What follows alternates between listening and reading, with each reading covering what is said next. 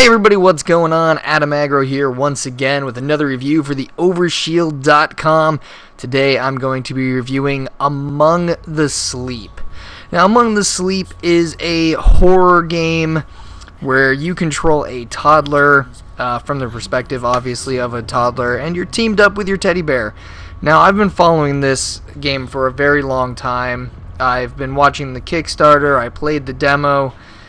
I was really excited about this game, the perspective, the story, the monsters, all the stuff, like great potential.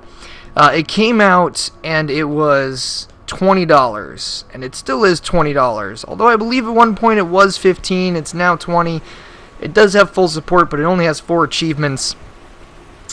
I was a little upset with the price. I didn't think it was going to be quite on par with the Outlasts and Amnesias and stuff like that, and it's not. It absolutely isn't. I beat this game in about 2 hours, and I got lost as shit. Basically, I like the way that it is set up. I do like the way that it progresses, and like the story progression. And of course, I do love the point of view, the fact that you are a toddler and you talk to the bear. The voice acting is absolutely phenomenal. That's pretty much where it ends. Man, I'm really disappointed in this game. I really am. I wish that they released it at no higher than $9.99, and it went on sale frequently, especially for a Kickstarted game. But there's not a lot of replay value in this game. It's not a really enjoyable first experience either. The pacing is slow as hell. It's kind of the monotonous, repetitive, find thing, put thing here that, I don't know, I guess has been becoming the horror game fare. Honestly, there wasn't really much in the way of fright. For me, that was my experience. None of the scares really worked for me. I didn't even think I could die until I got into situations that were completely unavoidable. Like, I was following the monsters around like, what you gonna do? And yeah, there was really no fear in my heart whatsoever. But a couple times, you know, when I would enter a situation, I'd be like, okay, if I start doing this and a monster pops up, I'm completely fucked. And man, did that happen a lot. So yeah, there was like situations where, like, there was nothing I could do anyway but just watch me die and lose my progress and be bummed out. But it wasn't scary. It was just kind of inconvenience. Like, I think I had one experience where I was actually in a place where I could be like, oh shit, I can hide under this fucking bench and be okay. Most of my deaths, it did not happen that way. There are lots of situations where I fell into the water or off of a ledge and just fell forever and didn't actually die, just had to restart. So, like, the death and the scares really didn't do it for me. I was never creeped out. The darkness and sounds just kind of made it difficult to play. So other things that make it really unfun are the controls are crazy. I tried both the keyboard and the controller.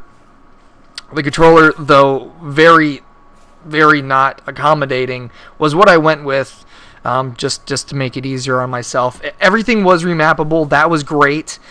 So, I mean, you know, as clunky as the game is, and I'm talking about, like, the engine as well, like, climbing stuff was always a pain in the ass. Picking up stuff was a pain in the ass. There was stuff on top of stuff, and there's some stuff you can't move, and some stuff you can, but the stuff you can touch will be under shit that you can't move, and it was just a pain in the ass. It wasn't a great experience, and I went back through a couple of chapters a second time after beating the game because it did happen so quick, and I do plan on going back and getting achievements.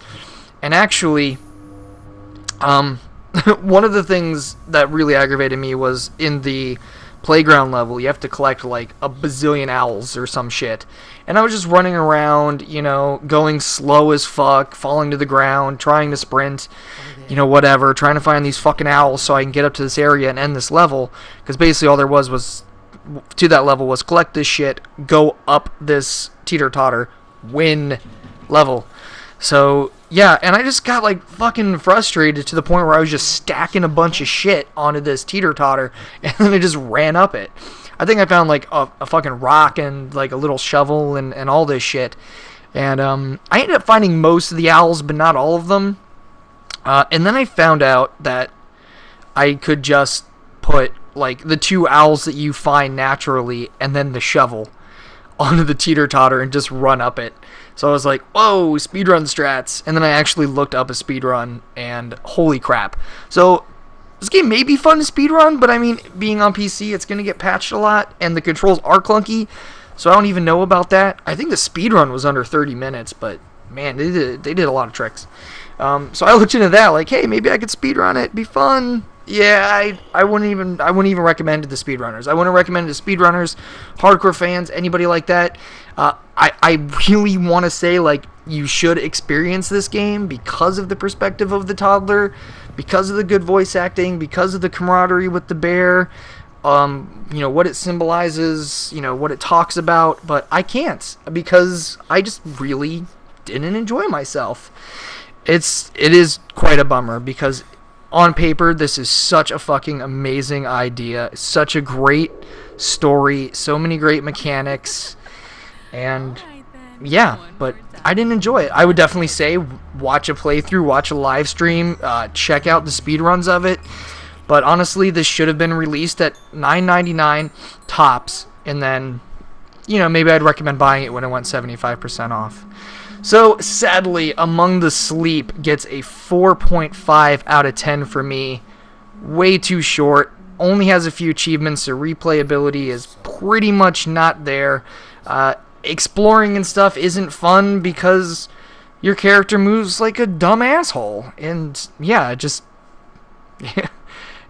is what it is. I mean, there are tons of other great games out there. Maybe there'll be a humble indie bundle that has, like, a lot of horror games, and you can just kind of get it, you know, to play and reflect with the other ones, and that might be entertaining if you're a big horror fan like that.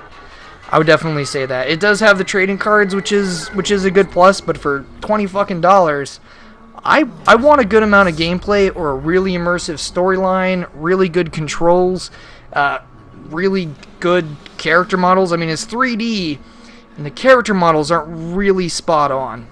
Also, I had an issue where I skipped the fucking main cutscene. So, like it was the birthday area in the beginning, and I was using my controller, but then I hit the arrow keys, and then I, like, fast forward through the fucking scenes, and then I could, like, rewind the scenes, but the voice acting wasn't synced up. It was a fucking mess. So literally the first 4 fucking minutes I had my hands on this game, I broke it, and it ruined, you know, what is essentially the most important aspect of this game, which is the story.